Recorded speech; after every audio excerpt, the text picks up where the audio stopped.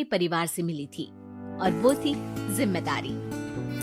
बेटा गीता, बाजार से ब्रेड लेकर आजा। तेरे छोटे भाई बहन को भूख लगने का समय हो रहा है। जी माँ, अभी लेकर आती हूँ। और तुझे बोला था ना कि नौकरी ढूंढ ले। पापा की नौकरी से अब घर चलाना बहुत मुश्किल हो रहा है।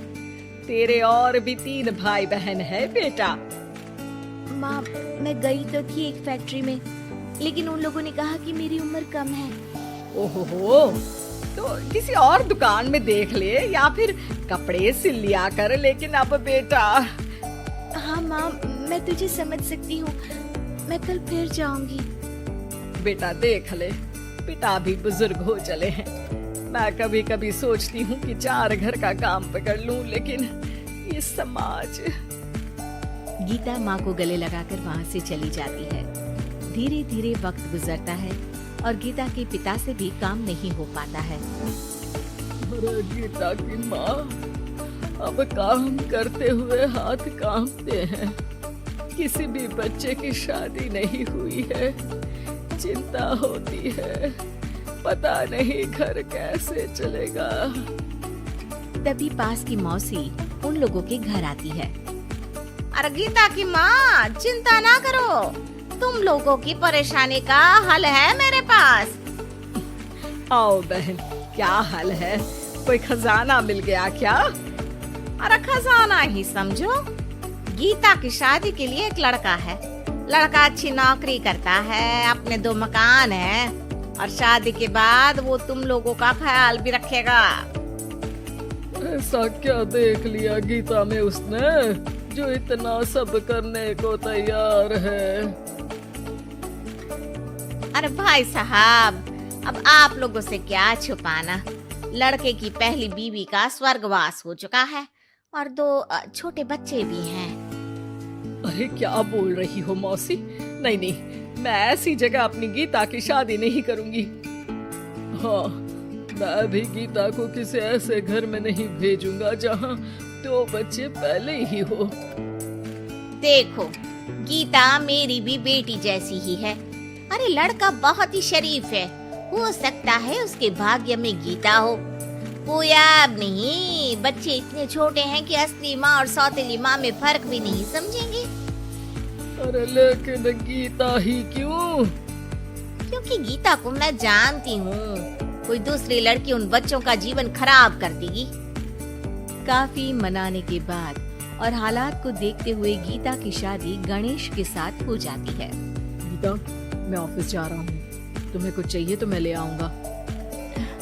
मुझे कुछ पैसे दे दीजिए, मैं घर जाना चाहती हूँ। अरे लेकिन बच्चे। आप बच्चों की चिंता मत करिए, वो भी नानी का घर देख लेंगे। गणेश को गीता की बात अच्छी लगती है। वो उसे पैसे देकर ऑफिस चला जाता है। गीता दोनों बच्चों को लेकर माँ के पास जाती है। अरे मेरे नाती और नातिन, कितने प्यारे बच्चे हैं गीता। हाँ माँ, ये तो दोनों बच्चे मेरे ही हैं। चलो जाओ, अपने मामा और मौसी के साथ खेलो। फिर क्या था, गणेश के बच्चों को ननिहाल और गीता को अपने घर को पालने के लिए गणेश का सहारा मिल जाता है।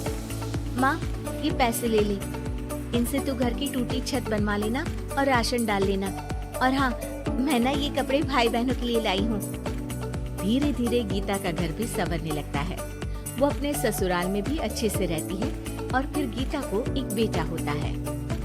गीता, तुम चाहो तो अपनी माँ को यहाँ मदद के लिए बुला सकती हो। फिर क्या था, गीता की माँ बेटी के घर आ जाती है। लेकिन अब उसकी माँ गीता के बेटे और गणेश की पहली बीवी के बेटे से भेदभाव करने लगती है। अरे सारा दूध तू ही पी जाएगा, चल छोटे भाई को दे गिलास। लेकिन नानी, ये तो मेरा दूध है, वो अपना ग्लास खत्म कर चुका है। अरे चुप, बिल्कुल चुप, बड़ा आया मेरा गिलास वाला। तभी वहाँ गीता आ जाती है। माँ, ये क्या बोल रही है? वो छोटा है और बहुत दूध है किचन में। अरे बहुत है तो क्या सारा इस सांप को पिला देगी? अपने बेटे का ख्याल रख, कल को तेरे 2 घर में से एक का हक मांगेगा तो क्या करेगी? माँ, तो दोनों का ही तो हक है ना प्रॉपर्टी में। अरे ना बेटा, सारा हक इस छोटे का है, तू समझती नहीं। कल को बड़ा होकर ये तेरे बेटे को जान से भी तो मार सकता है। अब माँ सारा दिन गीता को गणेश की पहली पत्नी के खिलाफ कान भरती। अब गीता भी माँ के रंग में रंग जाती है। एक दिन, सुनिए ना, हम लोगों के 2 घर हैं, एक घर क्यों ना मेरे बड़े भाई को दे दे, उसकी शादी हो गई है। और फिर हमारे तो दोनों बच्चे छोटे हैं, बड़े होंगे तब तक तो वो घर हमारे काम का नहीं है ना जी।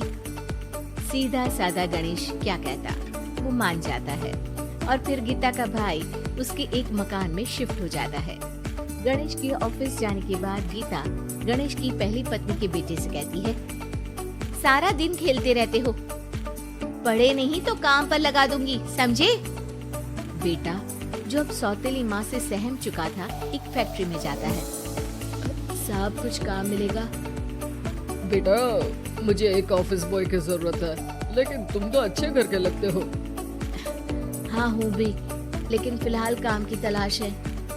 बेटा एक फैक्ट्री में चपरासी बन जाता है और एक दिन दुखी गणेश का स्वर्गवास हो जाता है। अब तो तेरे पापा भी नहीं रहे, चल निकल इस घर से। अरे क्या बोल रही है बहन, इस घर में इसका कानूनी अधिकार है, कहीं कोर्ट कचहरी का चक्कर लगा तो तू इस घर की भी नहीं रहेगी। अरे तो अब क्या करूं?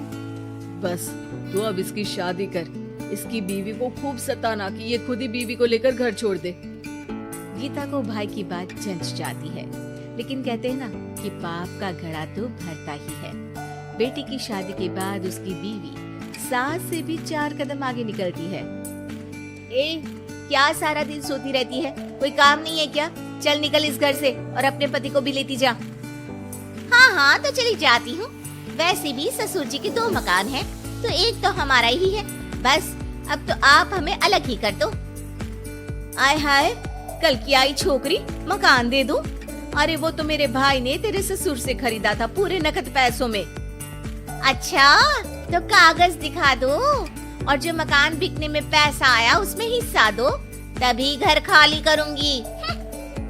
सास का पारा 7वें आसमान में चढ़ जाता है, लेकिन करती भी तो क्या, ना तो उसके पास कागज थे और ना ही पैसे।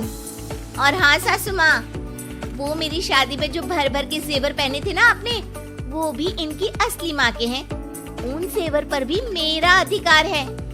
देखा था मैंने अपनी पहली सास के फोटो में वो गहने पहने हुई, कितनी सुंदर थी वो, कितना जच रहा था उन पर ये सब। सास तो बहू की बात सुनकर दंग रह जाती है। हे भगवान, ये तो बहुत ही तेज है, इससे पंगा लूंगी तो ना घर की रहूंगी ना गहनों की, और पैसे भी हाथ से चले गए। अब क्या था, गीता को सालों बाद उसका तोड़ मिल जाता है। अब घर में सुख शांति हो जाती है।